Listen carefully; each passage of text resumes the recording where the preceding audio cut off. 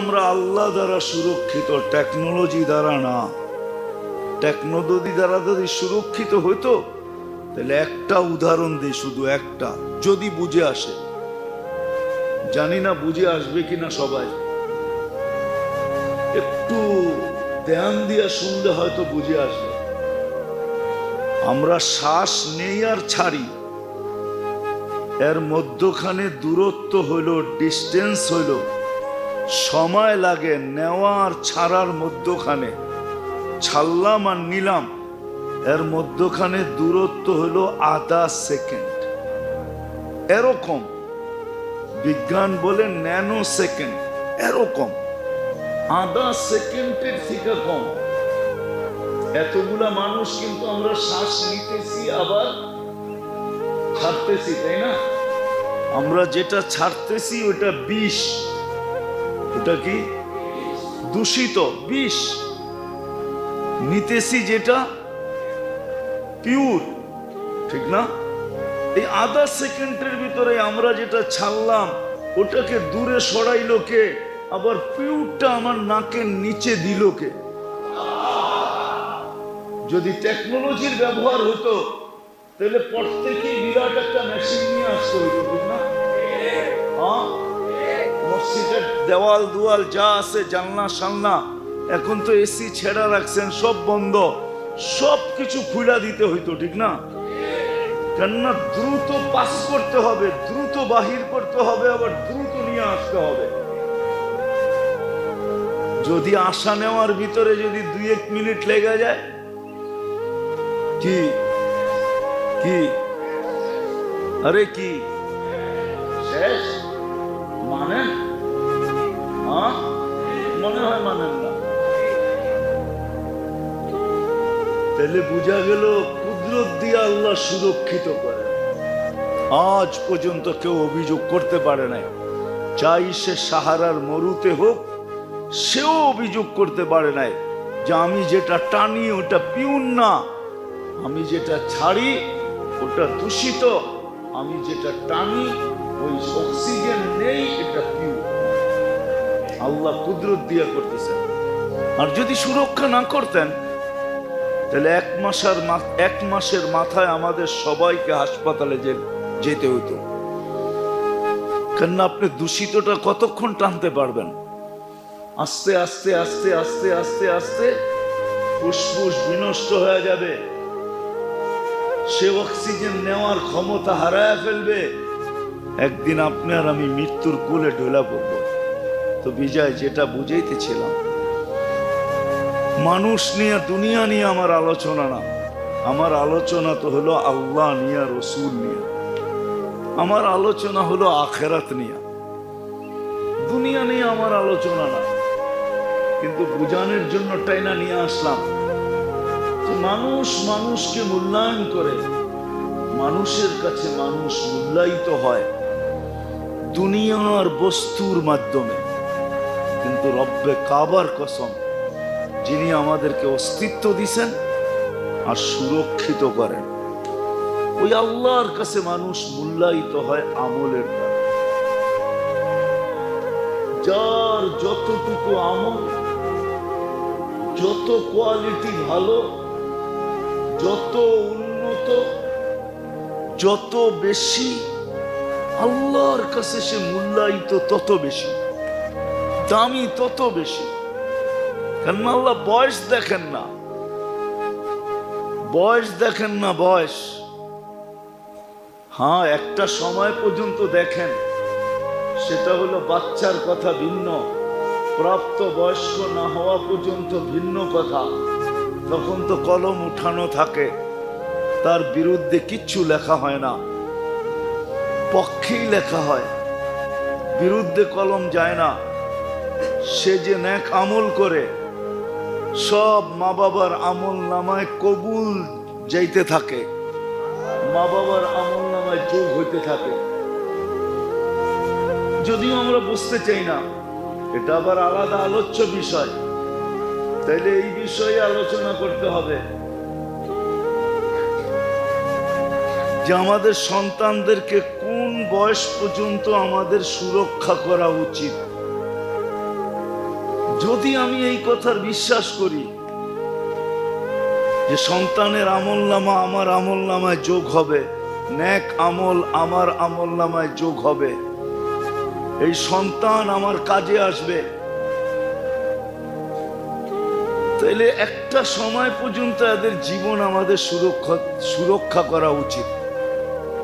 কিন্তু আফসোস বুঝে আসে না বিদায় মাখনময় সময়টা, মাখনময় বলা কম হবে, মধুময় বলাও কম হবে। সবচেয়ে দামি সময়টা আমার সন্তানের যেটা, এটা আমি বিনষ্ট করি। বলবেন ওই সময়টা যদি না দেই তাহলে স্কুল কলেজে পড়বে, তো পড়বে কি করে? না, আপনি স্কুল কলেজে পড়ান, আমার কোনো আপত্তি নাই। আর স্কুল কলেজে যে ওই সময় পড়াইতে হবে এমন না, স্কুল কলেজে আপনি দেন, আমার কোনো আপত্তি নেই। দুনিয়ার দামি থেকে দামি কলেজে পড়ান, আমার কোনো আপত্তি নেই। কিন্তু আমার আপত্তি এই জায়গায় যে সময়টা মাখনময় ছিল, মধুময় ছিল, অনেক দামি ছিল, ইচ্ছা করলে পুরো আমার আমলনামায় নিয়ে আসতে পারতাম, ওই সময়টা যে আমি সন্তানের বিনষ্ট করলাম, সন্তানেরও বিনষ্ট করলাম, আমিও আমার জন্য আমার সন্তানেরও বিনষ্ট করলাম, আর আমিও আমার কাজে না গাইলাম, নির্বোধের পরিচয় যে দিলাম যে আমি নির্বোধ,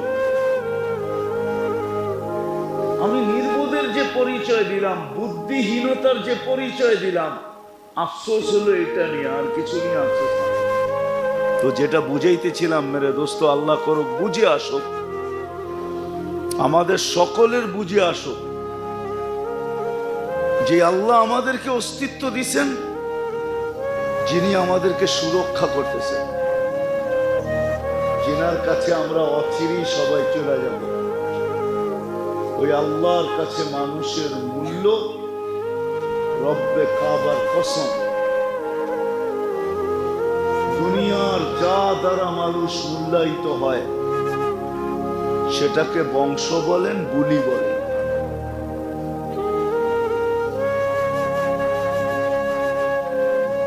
রং বলেন আর কালার বলেন,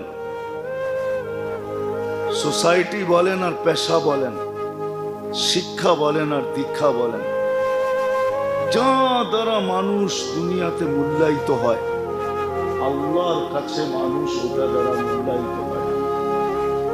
আল্লাহর কাছে একমাত্র মানুষ মূল্যায়িত হয় ওই আমল দ্বারা, যে আমল আল্লাহর পক্ষ থেকে, রসুলের পক্ষ থেকে। কোরআনের কথাই সত্য, লা ইউজসি ওয়ালিদুন আন ওয়ালাদিহি শাইআ ওয়ালা মাউলুদুন আন ওয়ালিদিহি শাইআ। কোরআনের কথাই সত্য, মা আগনা আন্নি মালিয়া। কোরআনের কথাই সত্য, হালাকা আন্নি সুলতানিয়া। এরকম শত আয়াত আছে। সাময়িক সম্পর্ক ছিল, এটা চিরস্থায়ী সম্পর্ক না। বিদায় দুই জিনিস দ্বারা মানুষ আল্লাহর কাছে মূল্যায়িত হবে। কথা মনে হয় লম্বা হয়ে যেতেছে, আমি গুছায় নিয়ে আসতেছি। আল্লাহ করুক আজকে বুঝে আসুক। দুই সম্পর্কই চিরস্থায়ী, আর কোন সম্পর্ক চিরস্থায়ী না। একটা হলো দিনদারির সম্পর্ক, চিরস্থায়ী। হাদিসের ভিতরে আছে, বিদায় বলতেছি, কোরআনেও আছে, ওয়া ইন্না কুরআনাল ফাজরি কানা মাশহুদা। যার জীবনে কোনোদিন ফজরের নামাজ ছোটে নাই, তাকে বলা যাইতে পারে গ্যারান্টি দিয়া যে জান্নাতি। হ্যাঁ হ্যাঁ, ফজরের নামাজ যার জীবনে ছোটে নাই, কেননা ফজরের নামাজ কবর থেকে নিয়ে জান্নাতের গেট পর্যন্ত সর্বক্ষেত্রে ওই নামাজির পক্ষে দাঁড়াবে। তাফসীরের কিতাবে আছে, সুদর্শন যুবকের রূপ নিয়ে দাঁড়াবে। শুধু সুদর্শন যুবক না, বডি বিল্ডার যুবকের রূপ নিয়ে দাঁড়াবে। কুস্তিগির আছে না, যে ওকে কেউ পরাস্ত করতে পারে না, এরকম যুবকের রূপ নিয়ে দাঁড়াবে। আর মুর্দাকে, ব্যক্তিকে বলবে তুমি আমার পিছে দাঁড়ানো থাকবে, যা করার আমি করব, তুমি শুধু দেখতে থাকবে, তুমি চুপ থাকবে, কোনো কথার জবাব তোমাকে দিতে হবে না, আমি দিব। আমি সর্বক্ষেত্রে সবাই জিজ্ঞাসা করবে তুমি কে, সব জায়গায় মধ্যখানে এসে দাঁড়ায় যাও তো বলবে আমি ফজরের নামাজ। তো যেটা বুঝাইতেছি না, মানুষের মূল্য আল্লাহর কাছে দুই জিনিসের ভিত্তিতে। দুই জিনিসের ভিত্তিতে, একটা হলো আমল, আর আরেকটা হলো চিরস্থায়ী সম্পর্ক। যে সম্পর্কগুলা চিরস্থায়ী, ক্ষণস্থায়ী না। একটা দেখাইলাম, যার ফজরের নামাজ কখনো ছোটে না, কোরআনের সাথে যার সম্পর্ক, পড়তে না পারো কিন্তু ডেলি এমন দিন যায় না যে কোরআনকে হাত না লাগায়, মহব্বতে চুমা না দেয়, চোখে না লাগায়, মাথায় না রাখে, বুকে চাইপা না ধরে, এরকম দিন তার যায় না। কোরআনকে যখনই দেখে, যখনই কোরআনের কাছে যায়, মসজিদে আসে, ঘরে যায়, সারা দিনে কোরআনকে একবার না একবার হলো মহব্বতে বুকে চেপা ধরে, পড়তে না পারে। কোরআনের মহব্বত চিরস্থায়ী। শুধু শুধু বলেন না শাফিআন ওয়া মুশাফফা, কোরআন সুপারিশ করবে এবং তার সুপারিশ গ্রহণ হবে, এটাই আল্লাহর ওয়াদা। পড়তে না পারো, হ্যাঁ আমি জানি আমার সমাজের 70% মানুষই কোরআন পড়তে জানে না, 50% তো হবে। 50% মানুষ আমার সমাজের জাতির কোরআন পড়তে জানে না, তাতে কিছু আসে যায় না। দেখার বিষয় হলো সে ডেলি কোরআনকে মহব্বত করে কিনা, কোরআনকে মহব্বত করে কিনা। ইতিহাসের পাতায় লেখা আছে, লেখা এখনো লেখা আছে, খেলাফতে ওসমানিয়ায় তুর্কিয়া 600 বৎসরের রাজত্ব ছিল তুর্কিদের, এরা ওসমানী রাজত্ব বলতো। পর্তুগাল এদের প্রথম সর্দার ছিল। এ যখন মুসলমান হয় তো যেই কামরা একে রাখা হয়েছিল, ওইখানে একটা কিতাবও রাখা ছিল। সে জিজ্ঞাসা করছে এটা কি, তো বলছে এটাই তো আল্লাহর কালাম কোরআন। তো সে সারা রাত্র কোরআন মাথায় নিয়ে দাঁড়ায় ছিল। ইতিহাস উঠান, সারা রাত্র দাঁড়ায় ছিল যে আল্লাহর কালাম এইখানে আমি ঘুমাই কি করে। তার দিলের ভিতরে এরকম ধাক্কা লাগছে, দুনিয়া এটাই বলে কোরআনের ইজ্জতের কারণে আল্লাহ তাদেরকে 600 বৎসরের রাজত্ব দিয়েছে। সুফিয়ানে সৌরি রহমতুল্লাহ আলাইহি 4 পিরালি সিলসিলা যেখানে যায় এক হয়ে যায়, কাদেরিয়া, চিশতিয়া, নকশবন্দিয়া, মুজাদ্দিদিয়া, 4টা যেখানে যায় এক হয়ে যায়, এক জায়গায় যায় মিলা যায়, ওটা হলেন সুফিয়ানে সৌরি রহমতুল্লাহ আলাইহি। উনি উস্তাদ ছিলেন আলী রাদিয়াল্লাহু তাআলা, ছাত্র ছিলেন আলী রাদিয়াল্লাহু তাআলা আনহু। খেলাফত পাইছেন উনি আলী রাদিয়াল্লাহু তাআলা আনহু থেকে। ওনাকে একদিন স্বপ্নে দেখানো হয়েছে যে অমুকের জানাজা পড়ায় আসো। তো উনি সারা রাস্তায় ভাবতে ভাবতে গেছেন যে লোকটা এমন কি আমল করলো, জানা উচিত যে আমাকে বলা হইতেছে এমন কি আমল করলো, যে আমাকে বলা হইতেছে জানাজা পড়ানোর জন্য, এমন কি আমল করলো, কি আমল করলো এরকম। এলাকার মানুষকে জিজ্ঞাসা করছে, এলাকার মানুষ বলছে সাধারণ ব্যক্তি ছিল আমাদের মতো, কোনো বিশেষত্ব তো আমাদের জানা নাই। তো ভাবছে এলাকার মানুষের থেকে গোপন তথ্য পাওয়া যাবে না, দেখি বাড়িতে জিজ্ঞাসা করি। তো বাড়িতে জিজ্ঞাসা করছে এমন কি আমল ছিল। তো বাড়ির মানুষও বলতেছিল সাধারণ ছিল, তেমন কোনো বিশেষত্ব ছিল না। তো স্ত্রী ভিতর থেকে একজনের মাধ্যমে বলতেছিলেন যে হ্যাঁ একটা বিশেষ আমল ছিল, জানি না ওটা আল্লাহর কাছে গ্রহণযোগ্য হচ্ছে কিনা। সে কোরআন পড়তে জানতো না, কিন্তু ডেলি কোরআনকে নিত আর পৃষ্ঠা উল্টাইতে থাকতো, আর কখনো বুকে লাগাইতো, কখনো চোখে লাগাইতো, কখনো চুমা দিত, আর চোখের পানি ছেড়া বলতো কালাম রব্বি, আল্লাহ মামার রবের কালাম, আফসোস আমি পড়তে জানি না। তো সুফিয়ানে সৌরি রহমতুল্লাহ আলাইহি বলতেছিলেন ওয়াল্লাহি হাদা হুয়া, এটার কারণেই মনে হয় এর মর্তবা এত উপরে। আর সত্য কিন্তু এটা। আহমদ ইবনে হাম্বল রহমতুল্লাহ আলাইহি 99 বার আল্লাহকে স্বপ্নে দেখছেন। তো উনি 99 বার পর্যন্ত দেখার পরে মনে মনে উনি ভাবতেছিলেন 100 বার যদি পুরা হয় তো আল্লাহকে একটা জিনিস জিজ্ঞাসা করব। তো যেদিন 100 পুরা হয় তো উনি আল্লাহকে জিজ্ঞাসা করেন আপনি নৈকট্য লাভ করার জন্য সবচেয়ে বড় জিনিস কি, সবচেয়ে বড় মাধ্যম কি? আল্লাহ বলছিলেন আহমদ কোরআন আল্লাযী খারাজা মিন্নি, কোরআন যেটা আমার ভিতর থেকে বাহির হয়েছে। চিরস্থায়ী সম্পর্ক, ক্ষণস্থায়ী না। আজকে আফসোস, আজকে আফসোস তো এটাই আমার, যে আমরা সম্পর্কে বড় লালায়িত, দুনিয়ার বড় বড় ব্যক্তিত্বের সাথে সম্পর্কের জন্য আমরা বড় লালায়িত, সেলফির জন্য বড় লালায়িত, সম্পর্কের জন্য বড় লালায়িত। পিছনে ঘুরতে থাকে, না জানি কত জুতা ক্ষয় হইতে থাকে।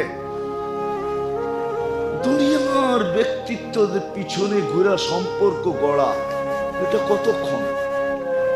ক্ষণস্থায়ী। যতই সম্পর্ক গড়ি না কেন, সত্য তো এটাই, ফেরেশতার কথাই তো সত্য।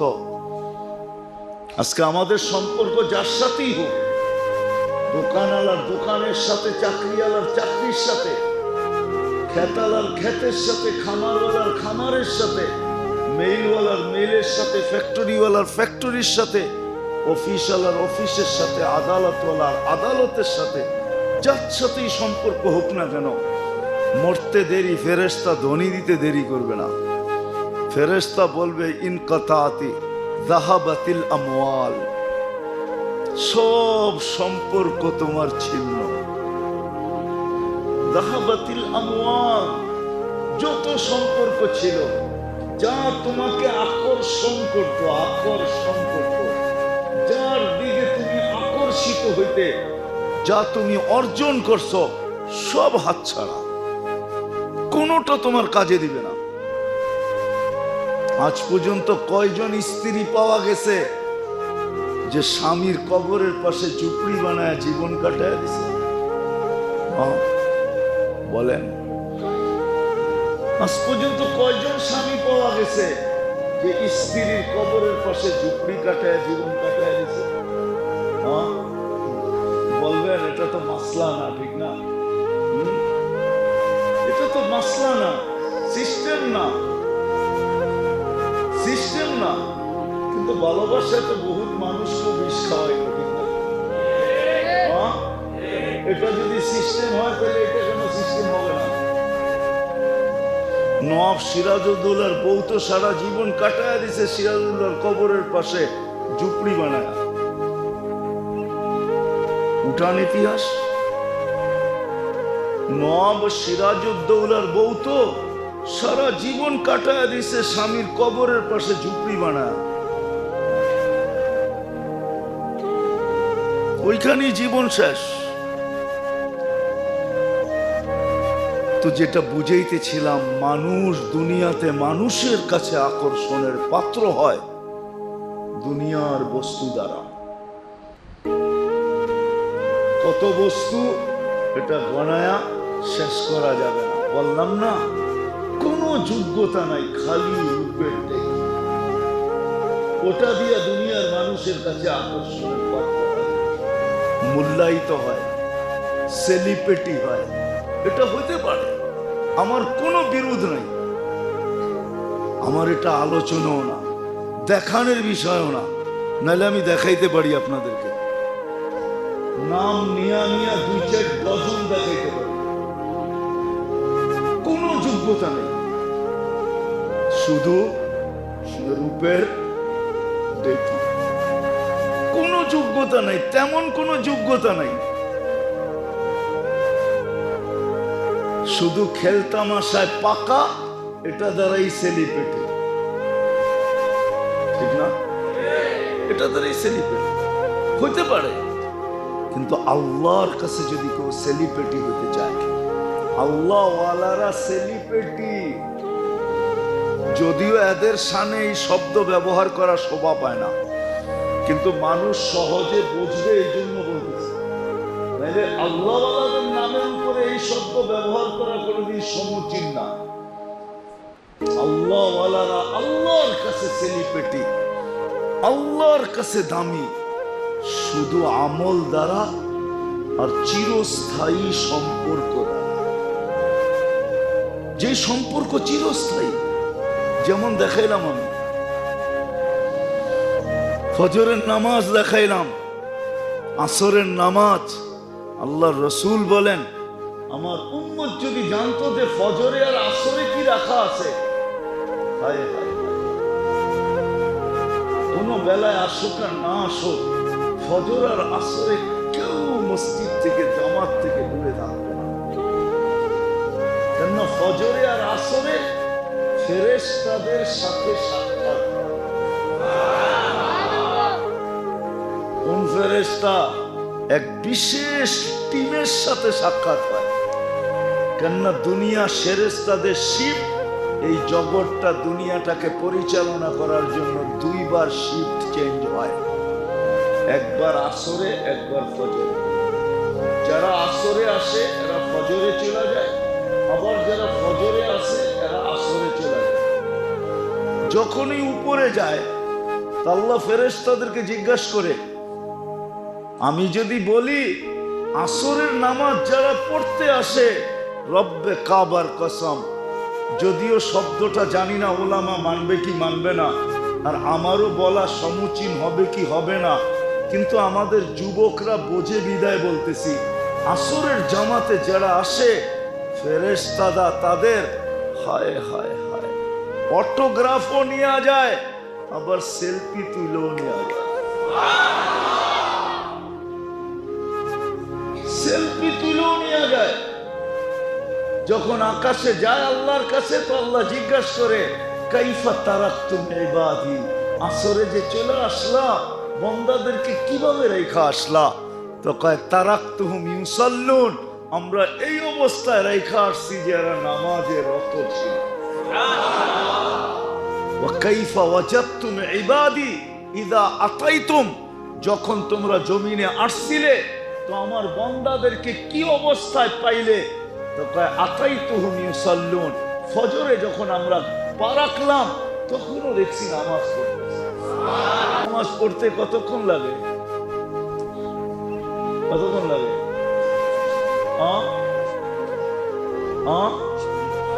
আচ্ছা, আধা ঘন্টা ধরলাম, ঠিক না? ইমাম সাহেব 20 মিনিট 15 মিনিট নিল, 10 মিনিট নিল বা 15 মিনিট নিল, আমরা সুন্নত বেতের পড়তে 15 মিনিট লাগাইলাম, তাহলে টোটাল কত? আপনাকে কি আধা ঘন্টার সওয়াব দেওয়া হয়? কতক্ষণ দেওয়া হয়? কতক্ষণ? আধা রাত্রের সওয়াব লেখা হয়। ফজর পড়লে বাকিটা যোগ করা হয়। আর যদি ফজর না পড়তে পারে এর ভিতরেই উঠা চলে যায়, আল্লাহ উঠায় আনেন তো তাকে ইবাদতের ভিতরে গণ্য করা উঠানো হয়।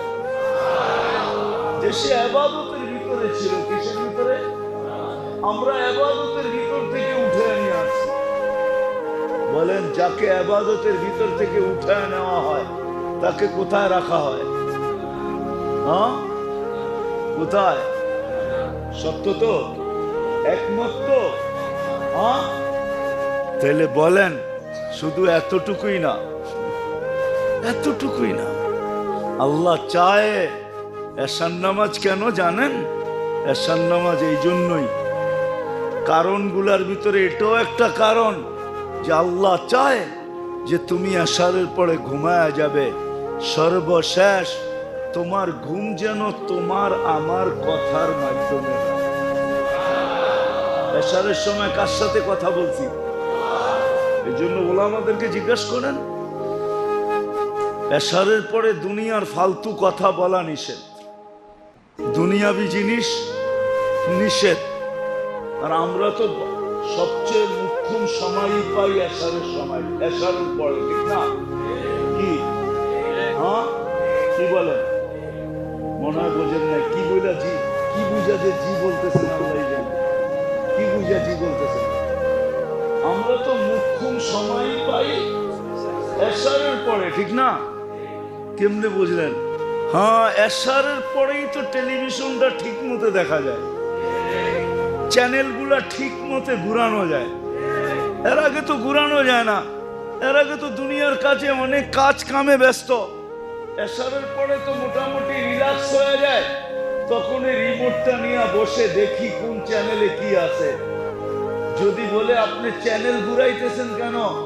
না, 12:30টার খবরটা দেখা তো ঘুমাবো, এই জন্য একটু চ্যানেলগুলা দেখি কি রাখা আছে, কোথায় কি আছে। রাগ হয়ে গেলেন? অথচ দুনিয়াবি কথা এশারের পরে নিষেধ। আরবিতে একটা প্রবাদ বাক্য আছে, নাম বদরি কুম বদরি। আরবির প্রবাদ বাক্য, নাম বদরি, ঘুমা তাড়াতাড়ি, কুম বদরি, উঠ তাড়াতাড়ি। এসব পরেই ঘুমায় যাও, ফজরের আগে উঠা যাও। এটা সারমর্ম হলো, এটা আরবিতে প্রবাদ বাক্য। নাম বদরি কুম বদরি আনতা তাবিবু নফসিকা ওয়ালা তাদরি।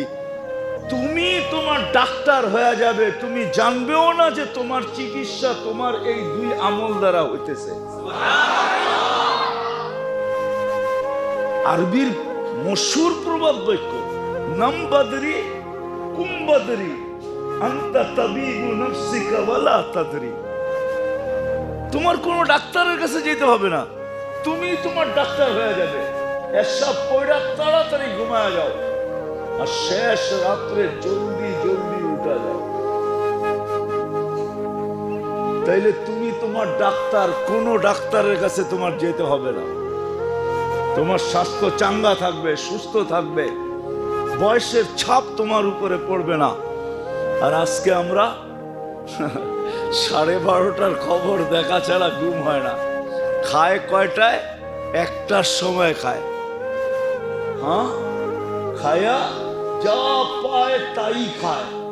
খাওয়া টাওয়ার পরে আবার 1 কাপ দুধ চাও খায়, ঠিক না? খায়া লয়া পরে ঘুমায়, বাস শরীরও ঘুমায় গেছে, পেটও ঘুমায় গেছে, ওইটা আর হজম হয় নাই। সকাল না হইতেই ফুড পয়জন হয়েছে, বড় বড় হাসপাতালে নিয়ে গেছে। যা খাইছে তার 100 গুণ বেশি ডাক্তাররা উঠায়া নিয়া, বান্ডেল নিয়া তারপরে লেখা দিছে ফুড পয়জন, অসুবিধা নাই, এটা খাইলে ঠিক হয়ে যাবে। কিন্তু বান্ডেল কয়েকটা এর ভিতরে কমপ্লিট নেওয়া হয়ে গেছে, ঠিক না? যেটা বুঝাইতেছিলাম মেরে দোস্ত, আমি শেষ জায়গায় চলে আসছি, যেটা বুঝাইতেছিলাম,